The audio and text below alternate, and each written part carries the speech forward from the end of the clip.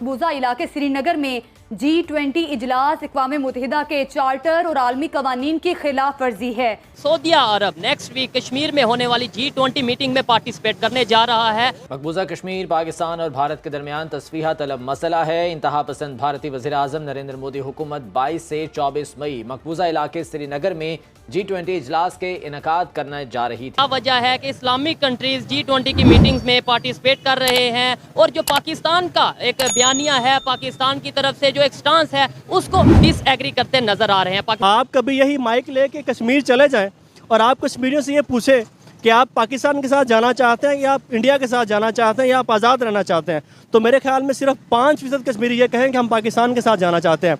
वगरना कश्मीरी ये कह चुके हैं कि भाई या तो हमें आज़ाद कश्मीर चाहिए या हमें इंडिया के साथ रहने दो। इंडिया क्या करने जा रहा है? एक तरफ इंडिया जो है वो डी-डॉलराइजेशन पे भी खुश है, एक तरफ वो G7 का भी हिस्सा है, एक तरफ वो ईरान के साथ भी जो है रुपए में ट्रेड करना चाहता है, रशिया से भी वो चीज़ें ऑयल ले रहा है। अगर हम बात करें ना, सऊदी अरब इतने स्टांस नहीं ले रहा है कश्मीर के इशू पे, क्योंकि उसका जो इन्वेस्टमेंट है ना इंडिया में पाकिस्तान से 100 बिलियन ज़्यादा इन्वेस्ट किया है। यहाँ पर 20 बिलियन की है तो वहाँ पर एक 120 बिलियन की है। आप ये देख लीजिए कि सऊदी अरब में, UAE में, इन गल्फ़ कंट्रीज़ में सबसे ज़्यादा लेबर भारत की है। हम भारत को डिक्लेयर करते हैं कि वो हिंदू स्टेट है, जबकि UAE और बाकी गल्फ़ स्टेट ने इस वजह से रखा हुआ है कि वो इकोनॉमी अच्छी है, उसके ताल्लुकात अच्छे हैं। इंडिया ने खुद को मनवा लिया है। इंडिया के लोग हर लेवल पर जॉब कर रहे हैं। वहाँ खाकरू भी इंडियन है और आप दुनिया में बड़ी 5 कंपनीज के CEOs भी इंडियन है। आप वो मोदी का, मुझे शर्म आ रही है उसकी मिसाल लेते हुए, मोदी की पिछले साल की एक तकरीर थी, वो सियासी कटहरे में जो उसकी होती है, वो कहता था कि मैं पाकिस्तान से जब भी सुलह की बात करने गया हूँ, मुझे समझ नहीं आती मैं किससे बात करूँ, आर्मी से बात करूँ, पॉलिटिकल उनकी सियासी क़यादत से बात करूं, मैं किससे बात करूं, मैं ISI से बात करूं।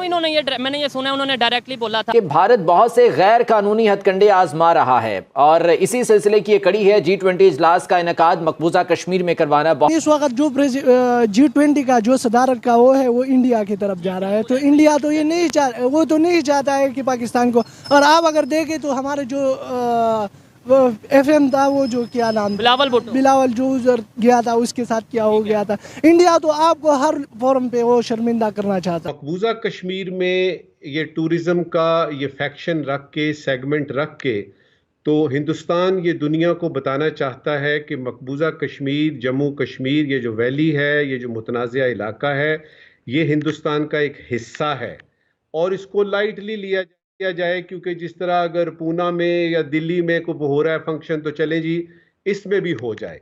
अच्छा, इससे वो चाहता है, इसको हम कहते हैं यानी टेक्निकल ज़बान में इम्प्लाइडली वो चाहता है कि माना जाए कि जम्मू और कश्मीर जो है वो 5 अगस्त 2019 को जो इकदामात उन्होंने किए थे, 370 जो है वो एब्रोगेट किया था, वो अब उस दुनिया उसको तस्लीम कर ले। G20 की मीटिंग्स कश्मीर में होने जा रही हैं, कुछ हुई भी हैं और कुछ आगे होने जा रही हैं। आपको इस चीज़ का नॉलेज है, इल्म है? जी, इस बारे में मैं जानता हूँ कि इंडिया G20 की मीटिंग कश्मीर में करवाने जा रहा है। ठीक है। अभी सऊदीया ने वो अनाउंस किया कि हम G20 की जो मीटिंग है नेक्स्ट वीक होने जा रही है, जो कि टूरिज्म के हवाले से इंडिया करवाने जा रहा है, उसके अंदर वो पार्टिसिपेट करेंगे। रिसेंटली तुर्की ने Y20 G20 का ही वो पार्ट था, यूथ 20 के नाम से, उसमें पार्टिसिपेशन की। मतलब OIC का फिर मकसद कहाँ गया जब तुर्की ने भी पार्टिसिपेशन कर ली, सऊदीया ने भी अनाउंस कर दिया और दूसरे जो इस्लामिक कंट्रीज, कई ऐसे इस्लामिक कंट्रीज हैं जो कि रिलेशन मोरक्को या इस तरह के कई कंट्रीज हैं। क्या कहना चाहिए? असल में ये बात हमें बड़े खुले दिल से तस्लीम कर लेनी चाहिए कि अगर हम पहले से कहते आ रहे हैं कि पाकिस्तान की जियो स्ट्रेटजिक लोकेशन बहुत इंपॉर्टेंट है, लेकिन ये दुनिया जियो स्ट्रेटजी से जियो इकोनॉमिक्स की तरफ मुंसलिक हो गई है।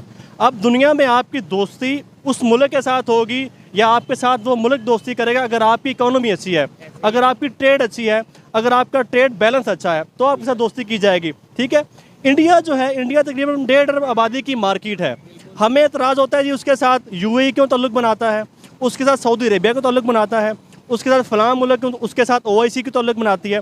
जबकि अगर हम हकीकत पसंदी का आईना लगा कर देखें तो इंडिया के साथ ताल्लुक़ इस वजह से बनाते हैं कि इंडिया एक इकोनॉमी की मार्केट है, अच्छी इकोनॉमी है उसकी। ठीक है, मेरी बात सुन लीजिए, उसकी इकोनॉमी अच्छी है, उसके बाद उसके साथ हर मुल्क ताल्लुक़ बनाता है। अगर हम चाहते हैं कि हमारी OIC के फॉर्म पे, फलाने फॉर्म पे हमारी मुल्क बात सुने, सऊदी अरब हमारी बात करे, वहाँ पे हम एजेंडा हमारा हो, तो हमें इकोनॉमी पे अच्छी तरह से ग्रिप होनी चाहिए हमारी। बिल्कुल, ये बात मैं इससे 100% एग्री करता हूँ कि ये नहीं कश्मीर का इशू, कोई भी इशू है, अगर हम चाहते हैं कोई कंट्री हमारी बात सुने या हमारे साथ खड़ा हो, हमें पहले अपने आप को उस लेवल पे करना है कि हमारी बात सुनी भी जाए और हमारी बात अथेंटिक भी हो। अगर OIC की बात करें तो उसका तो कैपिटल भी जो सा कैपिटल है वो भी जो है वो सऊदीया में है, रियाद में है, बिल्कुल रियाद में। फिर भी वो वहाँ पे जा रहे हैं। सेकेंडली ये बात आपने बोला इकॉनमी बेहतर होगी तो ही हमारे रिलेशन बेहतर होंगे, तो हमें ये बात समझ क्यों नहीं आती? ये आप जैसे एजुकेटेड लोग हैं या मुझे थोड़ा शायद समझ आता है, अदरवाइज हम तो सिंपल एक ही बात करते हैं, भाई भूखे मर जाएंगे, घास खा लेंगे, ये कर लेंगे, लेकिन कश्मीर को नहीं छोड़ेंगे या ये नहीं करेंगे।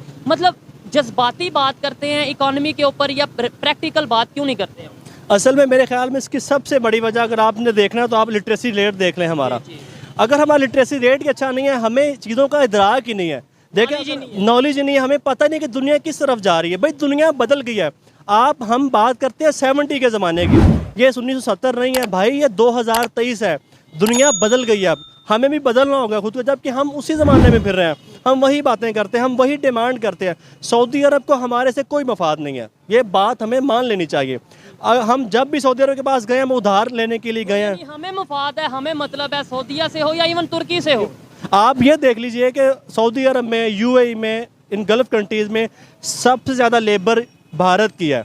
हम भारत को डिक्लेयर करते हैं कि वो हिंदू स्टेट है, जबकि UAE और बाकी गल्फ़ स्टेट ने इस वजह से रखा हुआ है कि वो इकोनॉमी अच्छी है, उसके ताल्लुकात अच्छे हैं। इंडिया ने खुद को मनवा लिया है, हम नहीं मनवा सके हैं। और दूसरे नंबर पे जो जॉब्स की आपने बात की है कि वहाँ पे ज़्यादातर जो लोग हैं जॉब करने वाले वो इंडियंस हैं, आपको ये भी फिर आइडिया होगा कि इंडियंस वहाँ पे किस लेवल पे जॉब कर रहे हैं, और अगर पाकिस्तानी जाते हैं तो वो किस लेबर लेवल पे या कौन से लेवल पे काम कर रहे हैं। ये उसमें एजुकेशन का फ़र्क है या फिर वैसी प्रायोरिटी है या ट्रस्ट इशू है? पॉलिसीज़ का फ़र्क है। इंडिया के लोग हर लेवल पर जॉब कर रहे हैं, वहाँ खाकरू भी इंडियन है और आप दुनिया में बड़ी 5 कंपनीज के CEOs भी इंडियन है। वो अगर जैसे कश्मीर को डेवलप कर रहे हैं दिन ब दिन, दुनिया का सबसे ऊंचा रेलवे ब्रिज वहाँ पे है, अभी वहाँ पे मैं सुन रहा था अंडर जो है वो एक टनल जो है वो बनाई जा रही है। इसके अलावा और बहुत सी डेवलपमेंट के काम वहाँ पे, रेलवे का स्ट्रक्चर बहुत बेहतर हो रहा है। तो क्या आपको लगता है कि ऐसा ही अगर चलता रहा तो ये हमारी जो कश्मीर की आवाज़ है, जो हम 75 साल से आप भी डेफिनेटली सुनते आ रहे हैं, मैं भी सुनता आ रहा हूँ स्टूडेंट लेवल से, स्कूल लेवल से, कश्मीर बनेगा पाकिस्तान,